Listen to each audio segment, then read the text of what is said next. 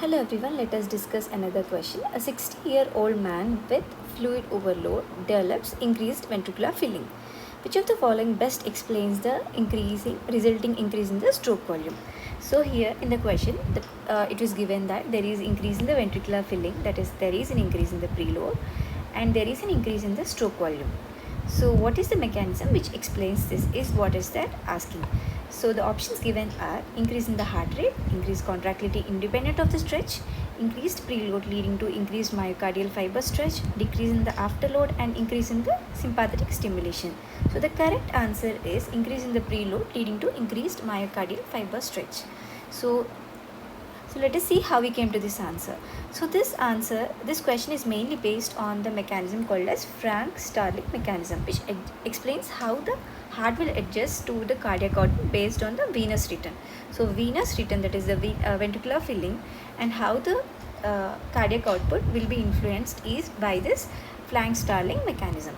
When the ventricular filling increases, that is when the preload, which is the end-diastolic volume increases, it will cause the fibers of the heart, that is the myocardial fibers, to stretch.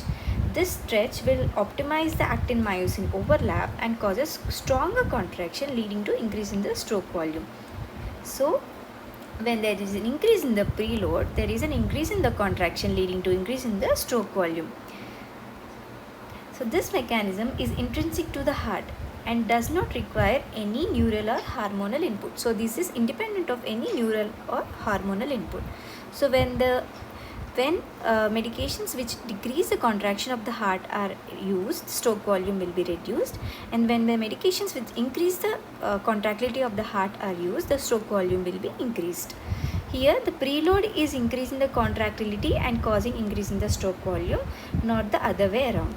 So the incorrect options are increase in the heart rate, which affects the cardiac output, but it does not affect the stroke volume directly. And increase in the contractility independent of the stretch is a sympathetic effect, not the Starling mechanism. Decrease in the afterload can increase the stroke volume, but it is the not mechanism which is described in the question. Here in the question it is given ventricular filling increased and how it will influence the cardiac output. Increase in the sympathetic stimulation will increase the contractility, but it is not based on the preload mechanism. So the key thing is the Starling law states that increase in the preload leads to increase in the stroke volume because of the myocardial stretch. When there is more filling and there is a more stretch because of the actin-myosin contraction, and this causes more contraction and more cardiac output. So these are the important points in this